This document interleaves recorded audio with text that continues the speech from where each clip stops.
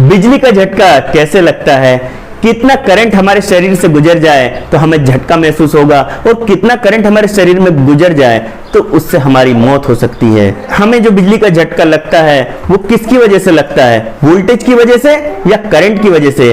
तो इन्हीं सब सवालों का जवाब आज आपको इस वीडियो में मिलने वाला है। तो दोस्तों, मेरा नाम है रोहित और आप देख रहे हैं अत्रे जी टेक्निकल।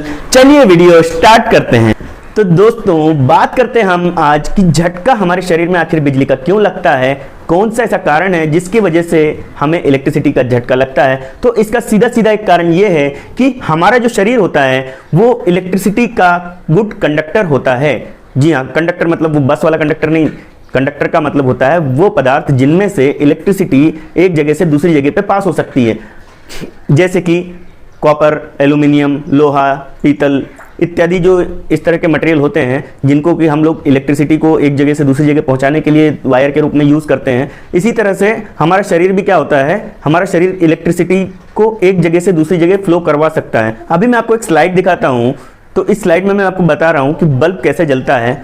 जिस तरह से ये बल्ब जो है फेज और न्यूट्रल देने पर बल्ब ग्लो करने लग जाता है, उसी तरह से हमारे शरीर को भी कहीं से फेज और न्यूट्रल अगर मिल जाए तो हमारे शरीर में से पार हो जाती है इलेक्ट्रिसिटी। फ्रेंड्स, यहाँ पर हमारे पास एक बल्ब है जिसे कि हमने एसी वोल्टेज के सोर्स से कनेक्ट करके रखा है, लेकिन बीच में जो हमारा स्विच है जो कि फेज में लगा हुआ है वो ऑफ है। इसी कारण ये बल्ब ग्लो नहीं कर रहा है। इसका मतलब इसका सर्किट पूरा नहीं हो रहा है, क्लोज सर्किट नहीं है। जैसे हम स्विच को ऑन करेंगे तो आप देखिए ये पूरा एक सर्कल शेप में पूरा क्लोज सर्किट बन जाएगा और उस कंडीशन में हमारा बल्ब ऑन होगा। लेकिन अभी ये ऑन नहीं, अभी देखिए इस कंडीशन में ये बल्ब को ऑन हो गया क्योंकि यहाँ पर हमने इस स्विच को ऑन कर दिया है, इस सर्किट को क्लोज कर दिया है। जैसे ही हम सर्किट को क्लोज करते हैं हमारा बल्ब ऑन हो जाता है क्योंकि उसके पास फेज और न्यूट्रल पूरी तरह से पहुँच रहा है।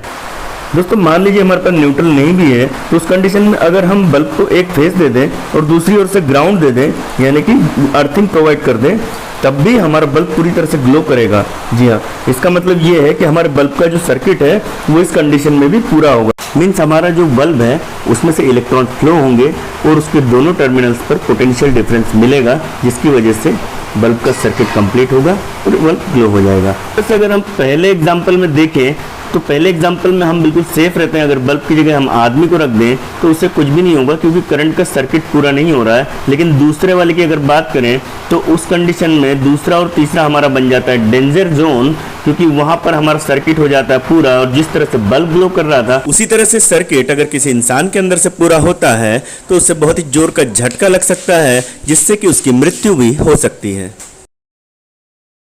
तो दोस्तों, इस स्लाइड में हमने ये देखा कि आखिर इलेक्ट्रिसिटी काम कैसे करती है और कैसे एक बिजली का बल्ब जो है वो करंट के फ्लो होने से स्टार्ट हो जाता है या ग्लो हो जाता है।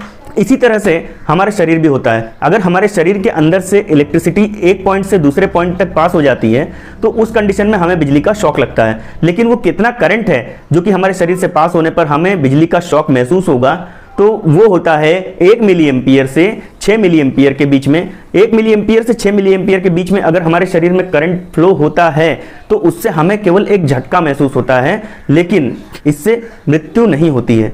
मतलब ये झटका जो है ऐसा होता है कि हमें एक बार झटका लगा और हमारा हाथ तुरंत वहाँ से छूट जाता है या हम वहाँ से छूट जाते हैं। ये बहुत ही ज़्यादा घातक नहीं होता। और 1 मिली एम्पियर से नीचे का जो करंट होता है, जो current 0.1 milliampere, 0.5 milliampere या 0.9 मिली एम्पियर तक का भी करंट जो हमारे शरीर से अगर पास होता है कई बार, तो वो हमें बिल्कुल भी महसूस नहीं होगा। मतलब कई बार ऐसा होता है कि हमारे शरीर से करंट पास हो रहा होता है लेकिन हमें वो फील नहीं होता। ऐसा कब होता है? जैसे उदाहरण के लिए आप टेस्टर लेते हैं। टेस्टर आप सबने देखा होगा। आप मान लीजिए कभी टेस्टर से लाइन चेक करते हैं, वोल्टेज चेक करते हैं कि हमारे जो सॉकेट है, सॉकेट के अंदर वोल्टेज आ रहा है कि नहीं। तो उस कंडीशन में क्या होता है, आप टेस्टर को लगाते हैं, फेस वाला हमारा जो सॉकेट का फेस वाला पॉइंट है उसमें आप लगाते हैं और उसको हमको अपनी बॉडी से टच करना होता है। टेस्टर को हमारी बॉडी से ऊपर जो सेकंड पॉइंट होता है उसको टच करना होता है, क्योंकि रिटर्न पाथ जो है उसका हमारी बॉडी के थ्रू फ्लो होकर ग्राउंड में जाता है। तो उस कंडीशन में भी हमारे शरीर से करंट फ्लो हो रहा होता है, लेकिन उसकी वैल्यू इतनी कम होती है कि हमें वो शॉक फील ही नहीं होता। तो दोस्तों अभी हमने बात करी नॉर्मल कि कितने करंट पर हमें शॉक महसूस हो सकता है। लेकिन अब हम बात करते हैं कि कितना करंट हमारे शरीर के लिए घातक हो सकता है।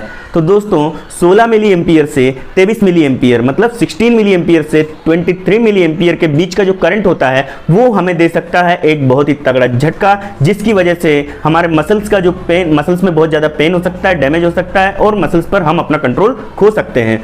तो ये तो 16 से 23 मिली एम्पियर का मात्र करंट से हमारे ये हाल होते हैं। और अगर मान लीजिए इस करंट को 23 मिली एम्पियर से बढ़ा दिया जाए और ये कितने सेकंड के लिए हमें इसका झटका लगेगा वो भी बहुत मायने रखता है।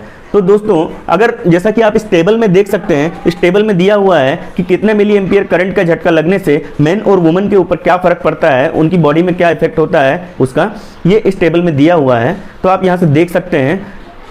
जैसा कि अगर हम इसमें देखेंगे कि सबसे सीवियर कौन सा होता है, तो लास्ट में अगर आप देखेंगे तो 500 मिली एम्पियर का करंट अगर मात्र 3 सेकंड के लिए किसी व्यक्ति की बॉडी से फ्लो होता है, चाहे वो मैन हो या वुमेन हो, अगर उसकी बॉडी से 500 मिली एम्पियर का करंट मात्र 3 सेकंड के लिए फ्लो हो जाता है तो सीधे उसका हार्ट काम करना बंद कर देता है और उसकी ऑन द स्पॉट डेथ हो जाती है। तो दोस्तों इसलिए बिजली से बिल्कुल मत खेलिए, हमेशा सावधान रहिए और जब भी काम करिए बहुत ही सावधानी से करिए। अपने चारों तरफ विद्युत सुरक्षा का विशेष ध्यान रखिए।